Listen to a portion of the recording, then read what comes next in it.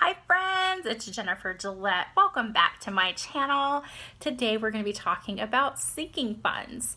So this is the second video of a 5-part video series that I'm doing here on my channel on the topic of personal finance. We uploaded one last week on the simple budget, and today we're going to be talking about sinking funds. So first, let's define what are sinking funds. So I define sinking funds as money that you save for the purpose of spending it.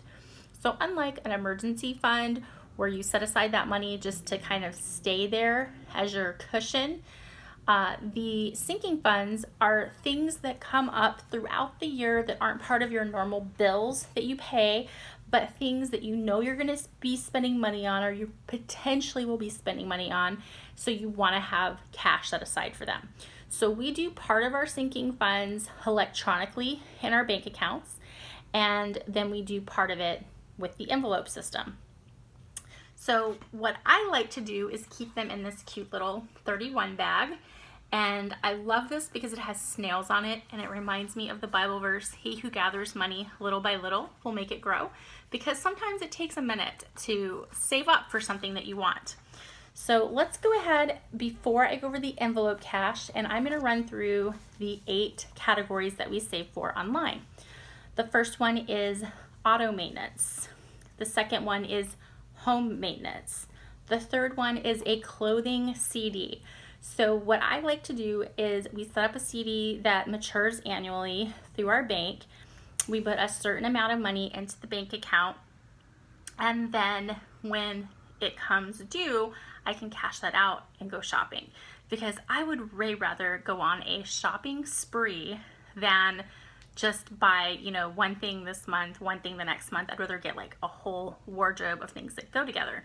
So that works really well for us for budgeting and not putting it on a credit card. Then we have just a general sinking fund where we put money in a bank account. Then we have an emergency fund. And then we have a his and hers checking along with our joint account where we pay all of our family bills out of. I will make a second video and link that below with the 3 bank accounts that every couple needs.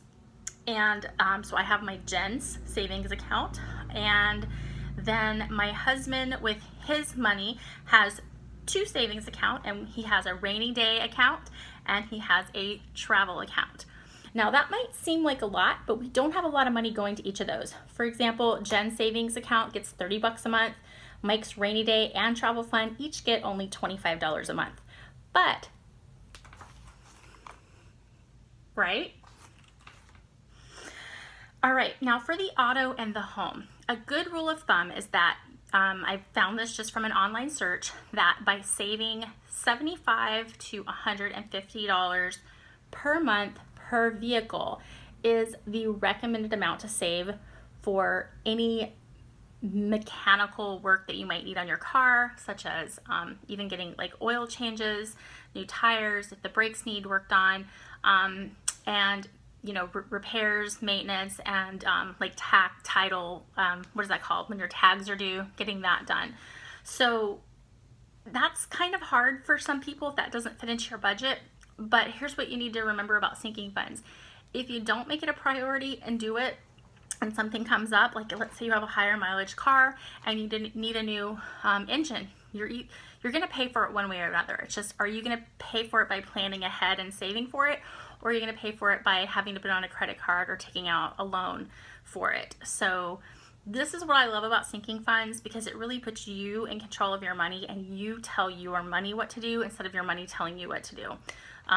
Mike and I were drowning in debt, personal loans, just because anytime an expense came up, if we couldn't cash flow it, we went and took a loan out for it. We both had good credit, so it was just easy to get money. But that catches up with you after a while, and it's no fun spending your entire paycheck paying towards debt. So plan ahead, and trust me, this what I'm sharing with you today, this will really give you a whole new level of freedom. It's difficult to do in the beginning, but once you get the hang of it, it gives you a whole other freedom. You'd never want to go back to the other way of life. For your home, 1% of your home's value. So for example, if your home is, let's say your home cost $150,000, set aside 1% of that, which would be $150 per month for any maintenance things you need around the house. And okay, so that kind of goes through all of our online accounts. Now I'm going to walk you through our cash envelope system. So we save for gifts. We had the best Christmas 2018. We saved our very first cash Christmas. We heard about this concept in August of 2018, and so in December of 2019 we just set aside some money, and so we decided to do it again this year. So this gift budget is going to cover birthdays, anniversaries, if we're invited to if we need a wedding gift or a baby shower gift, if someone graduates, anything like that. Gift budget. Erin Condren. Y'all know I love me some Erin Condren. So I set aside $25 every single month so that I can have an insane shopping trip once a year and buy all the planning supplies to my little heart's content at the Erin Condren store online. Pool. We are first time pool owners. Our new home here in Clarksville has a pool, so we are saving to get a new liner and to pay someone to open up the pool, and we have weekly pool service as well. So this will be an ongoing that'll go into the other envelope stash that I'll show you here in a minute with our kind of weekly, monthly expenses. But yeah, this has been a huge lifesaver because the new pool liner I think is going to be around $300. So those were the types of things that would just end up on credit cards.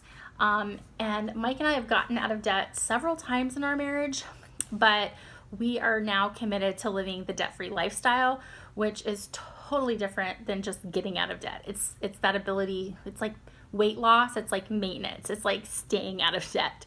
So this system, having these little envelopes that we save for different things, has really helped us and feeling like we're in control of our finances. So Costco, this is another one that Mama can spend some money at Costco. So we set aside an amount of money according to our budget so that I can go to Costco every other month. We live in Clarksville, Tennessee. The closest Costco to us is an hour and a half away. We moved here from Utah and there were 5 Costcos like within 20 minutes of our house. So we lived in West Valley City, Utah, and so I went to Costco weekly, if not, monthly, but sometimes it would be like a couple of times a month. And we thought about canceling our membership, but there's so many things that we love that are from Costco, so I do make the trip every other month to get my Costco stuff. Carpet cleaners. We've lived in our home for a year now, so it's time to get those carpets cleaned. So we set aside a little bit of money, so we have money to get those carpets cleaned. Medical, dental, vision. So our co-pays, so that when medical bills come due, we have the cash for them. And new clothes. So I talked about the clothing CD that we save that comes due annually. This is more like my retail therapy. So this is just a little bit of cash I set aside so that if something comes up through the year and I don't want to wait till August till my CD matures, we have cash for new clothes. And then my dog Milo, my little Shih Tzu, he gets groomed every 6 weeks, so I set aside a little bit of cash to pay for his grooms. And then Michael's and Joanne's. This used to be the gasoline, but then we decided that we always use our debit card, so we just changed, instead of doing that with cash.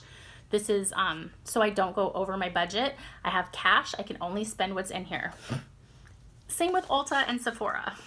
So I set aside a little bit of money so that we have cash for these things. And actually for both of these, I'm on a no-buy this year. And so as I set aside money, this is money that potentially I won't even spend till 2020, but just knowing that I have that money set aside gives me that comfort that there's money there, and I'm just choosing not to spend it. It's all about your mindset. Now these next two I'm really excited about. I have been saving for this since before Christmas. This is a Polaroid zip. They're around $120, and the film for it is pretty expensive. It's like almost 50 cents, I think, per picture. So it's about $30 to get the film. So Hobby Lobby, Michael's, Joann's, they always have those 50% off coupons. So I'm hoping to get it for half off like I did with my Fitbit. Get a really good smoking deal on this. So I have $80 saved up. So once I get to 100, so probably next month, I'm gonna start looking for deals and see the best price I can get on my Polaroid Zip. I've been wanting this for so long.